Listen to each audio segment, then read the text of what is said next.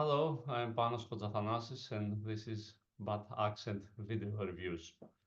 Today we are going to talk about Dancing Village, The Curse Begins by Kimo Stamboel, an Indonesian director who you probably remember him from Queen of Black Magic, an excellent horror movie that came a couple of years back, and his cooperation with Timo of again another Indonesian director, with the two of them forming a duo called Mo Brothers, who gave us a series of excellent movies in the past few years.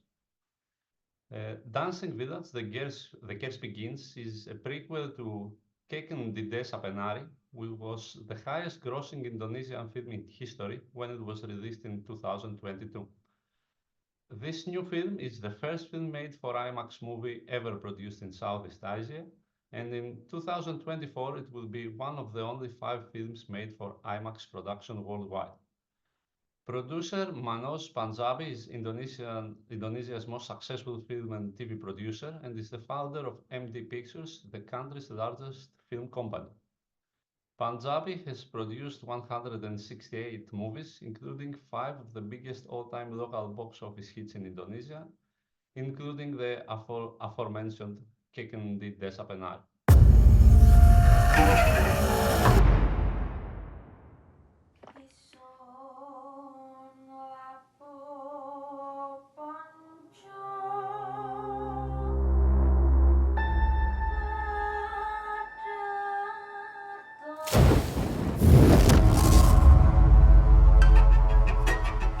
Desa itu sering disebut desa penari. Ayo, gerakan diluas ke. Sepurane, Mbak. Ayo. Mau tanya, kalau mau ketemu sesepuh di sini, rumahnya di mana? Tapi sesepuh kami, Mbak Putri baru aja meninggal. Kalau ada yang mau tak tanyakan, kira-kira ke siapa nggih, Mbak? Mbak Buyut. Koyoke iki bener di sana, Mas. Tadi aku kasih lihat gambar-gambar itu.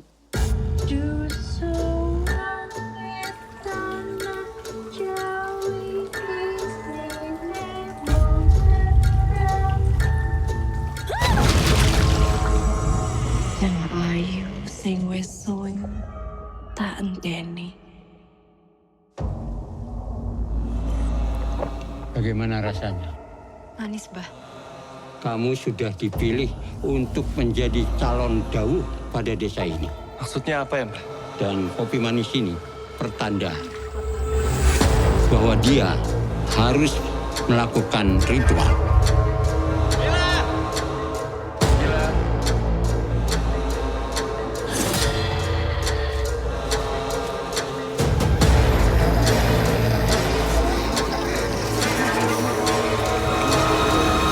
Dek kene ayo dong.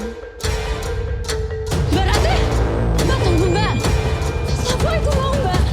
Jenenge Badarawi, Mbak.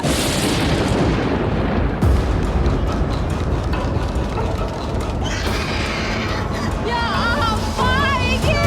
Dan jangan berhenti menari.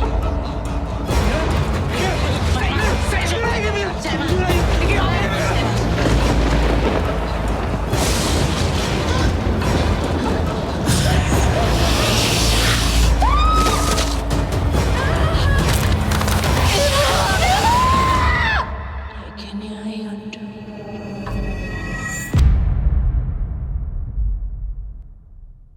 Keken di Desa Penari. In the movie, a shaman instructs Mila to return a mystical bracelet, the Kawaturik, to the Dancing Village, a remote site on the easternmost tip of Java Island. Joined by her cousin Yuda and his friends Zito and Arya, Mila arrives on the island only to discover that the village elder has passed away and that the new guardian, Mbabuyut, isn't present. Various strange and eerie events occur while awaiting Mbabuyut's return, including Mila being visited by Badarawuhi, a mysterious mythical being who rules the village. When she decides to return the Kawaturi without the help of monk Buyut, Mila threatens the village's safety, and she must join a ritual to select the new Dawa, a cursed soul forced to dance for the rest of her life.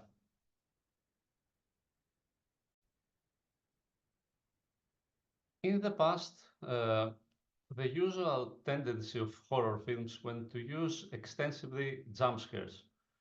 This, considering the number of horror films being produced internationally, became preterite after a fashion.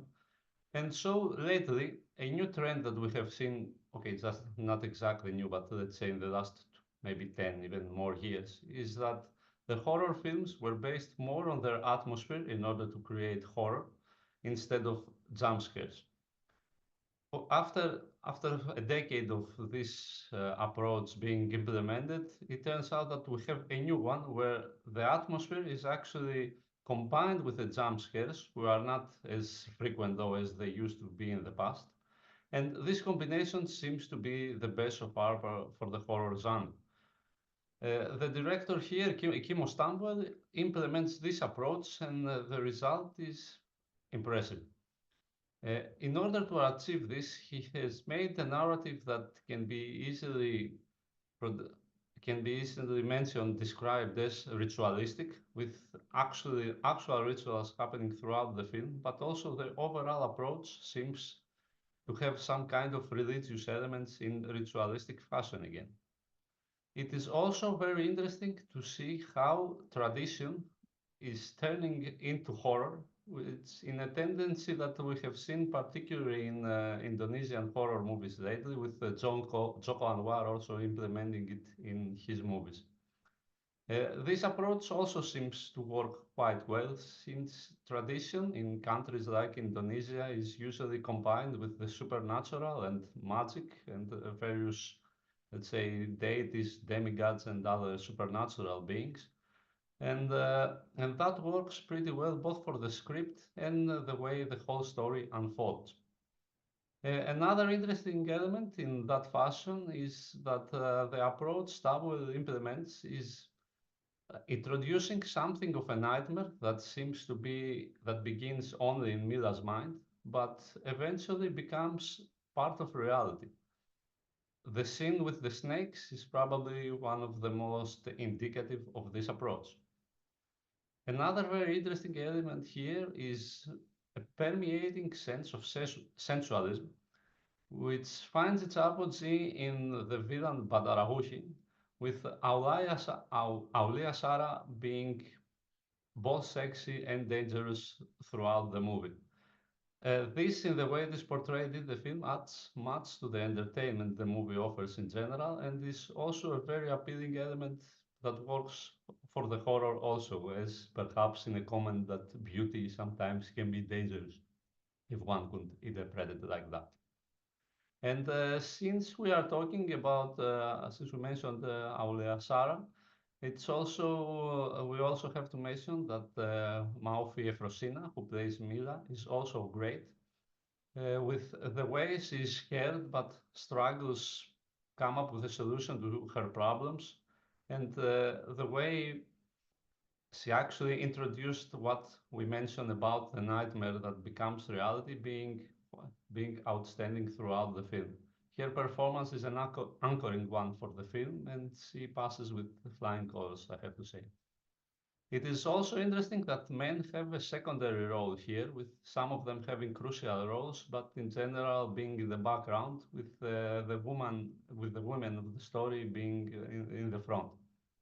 I guess this comes as part of a recent tendency to get women more protagonist roles, which is happening internationally, actually, with Stabwell, let's say, following the trend, although that is not bad at all, as it works quite well in this particular movie. Patrick Tassadian's cinematography captures all the supernatural and ritualistic aspects of the movie in impressive fashion, with the color red dominating the images, and with the combination of some sepia coloring, which also is a tendency of Indonesia cinema, one could say, results in a series of very impressive images that are definitely memorable. In general, the technical aspect of the film is impressive, and this includes both cinematography and the excellent use of sound. In that regard, the jump scare are also, well, very scary, it's easy to say. And we see them in very crucial, in very timely moments throughout the film in order to carry or even heighten the sense of horror the movie emits.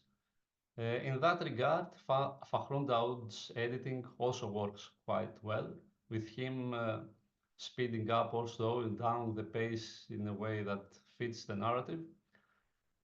Although, okay, one could say that maybe there are some moments that could have been briefer and the film would probably benefit for a bit of trimming close to the end, but this is a very minor issue, and the way the other elements of the film work, it does not even make a particular impression. In general, this is one of the best Asian horror films we have seen lately, with Stamboel proving once more that he's getting to what we can call a master of the genre. And I think The Curse Begins is one of the films that every horror fan will enjoy. We should also mention that the film opens in US theaters this Friday, April 26, courtesy of Lionsgate, and it is easy to say that it's definitely a film that should be enjoyed on a big screen, since, as I mentioned, all the technical aspects of it are rather impressive. So this was the review for today also. If you liked it, please like and subscribe, and I hope I can see you later on in the other reviews that are gonna keep coming, as we are planning to increase the number. Thank you very much and have a nice day.